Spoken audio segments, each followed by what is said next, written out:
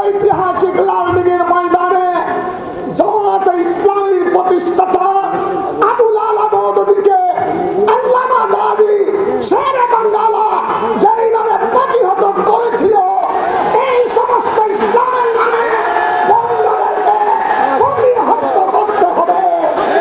আর আলিয়ার জমিন থেকে শাহে আমানতের মাজারে পাকের সামনে নিয়ে গৌসুল আজম মাইজভান্ডারীর জমিন থেকে কুতুবুল আউলিয়া সৈয়দ আহমদ শাহ শরীকুথির পদগুলিতে গণ্য এই জমিনটাকে আমরা বাংলার জনগণকে জানিয়ে দিতে চাই, ইসলামের নামে কোন পৌঁছাবাজি চলবে না।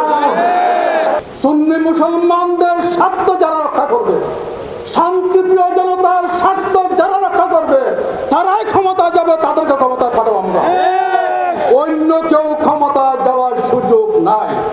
আপনাদের ক্ষমতা যাওয়ার স্বপ্ন আজকে আমরা মাটি করে দিলাম, ঘোষণা দিলাম। তোমরা যারা আমাদেরকে জিম্মি করে ক্ষমতা যাওয়ার আজকে স্বপ্ন দেখছো, তোমাদের স্বপ্ন আমরা দুঃসাৎ করে দেবো।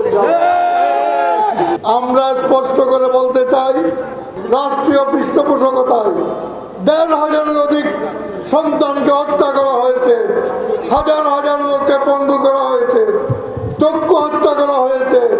এদের বিচার যদি এদেশের মাটিতে নিরপেক্ষ সুষ্ঠুভাবে না হয়, তাহলে অবিচারের কালচার এদেশে স্থায়ীভাবে প্রতিষ্ঠা লাভ করবে। শাহ জালালের বাংলায় শাহ জালালের উত্তর সুরিদেরকে মাঠে প্রমাণ করতে হবে ইনশাআল্লাহ।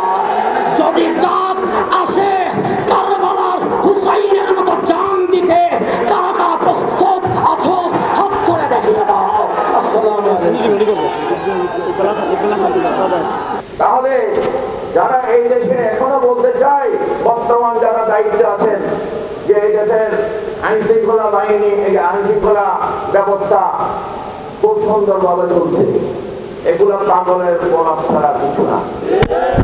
এখানে দেখা যায় বর্তমান অন্তর্বর্তীকালীন সরকারে কিছু লোক প্রবেশ করেছে, যাদের এই দেশের কোনো এই দেশের নাগরিকও না, আবার এই দেশের প্রতিনিধিত্ব করারও কোনো তাদের অভিজ্ঞতা নাই।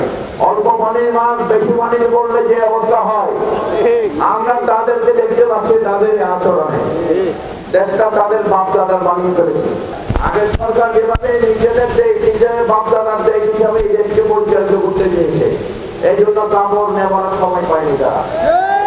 একইভাবে তাদেরও এই অবস্থা হবে। সুন্নিদেরকে থামাবার চেষ্টা করবেন না, ধৈর্যের সীমা আছে। Bangladesh supreme party, Bangladesh Islamic front Bangladesh. কিন্তু আমি বলতে চাই, কেবল এই তিনটা জোট নিয়েই, এই তিনটা দল নিয়েই আমাদের জোট নয়। আমাদের জোট এদেশের কৃষকদেরকে নিয়ে, আমাদের